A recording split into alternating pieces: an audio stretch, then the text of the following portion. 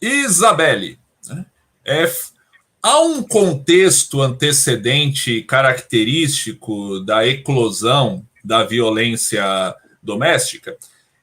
Ou varia muito de caso para caso? Assim, há um padrão? Olha, acho que tem a herança familiar, né? Famílias violentas tendem a gerar famílias violentas. Então, acho que essa questão familiar é muito importante, né?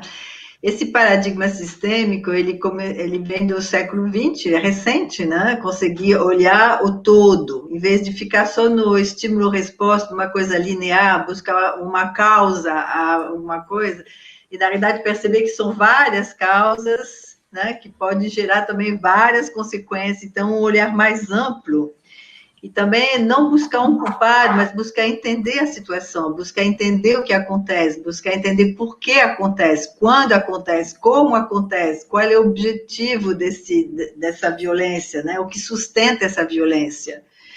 Então, e nessa questão também de ver as gerações anteriores, a sistêmica trabalha com pelo menos duas gerações, né? Porque tem a criança, tem seus pais e tem os avós que criaram esses pais do jeito que eles são. Então, claro, quando tem esse antecedente de violência na família de origem, na família dos avós, né, é muito comum isso se repetir, né?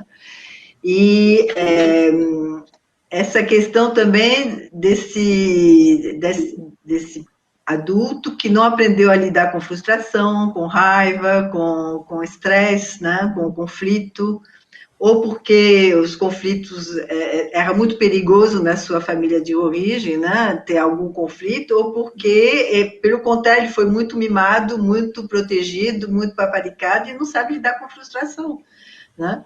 Então, quando acontece isso, como eu falei, o adulto vai tender a descarregar no elo mais frágil, né? Em vez de expressar de uma forma madura a sua emoção, ele vai ter uma reação instintiva que é do cérebro reptiliano, né? Essa coisa do instinto de sobrevivência e parte para a agressão antes de entrar em contato com a emoção e com o neocórtex, né? Com o pensamento. Então, é uma reação.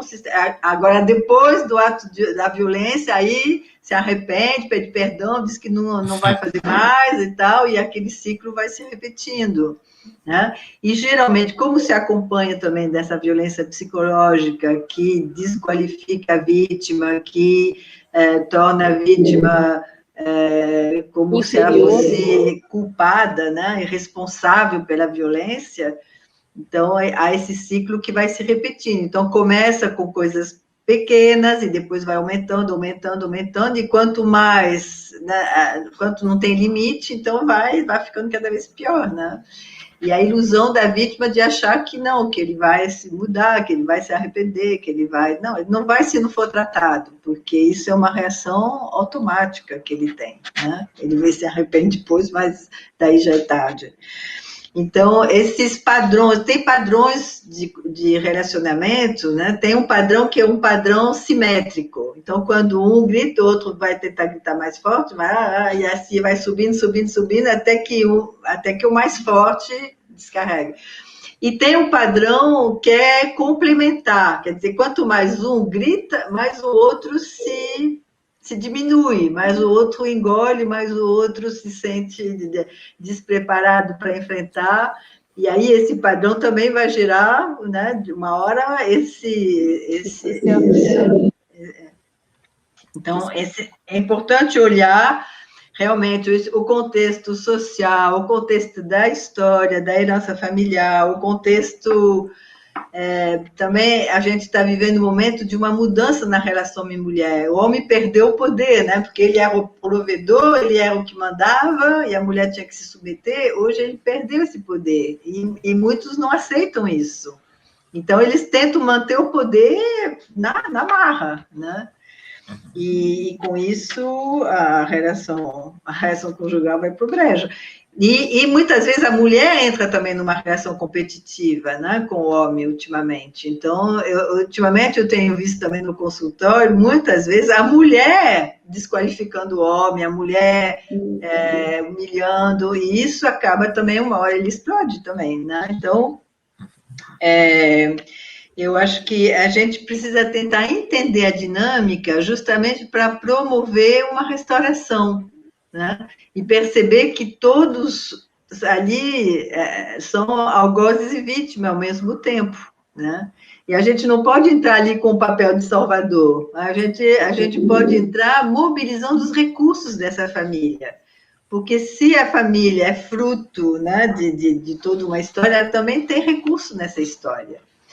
Então, acho que pensar em estratégias de prevenção e de restauração, né?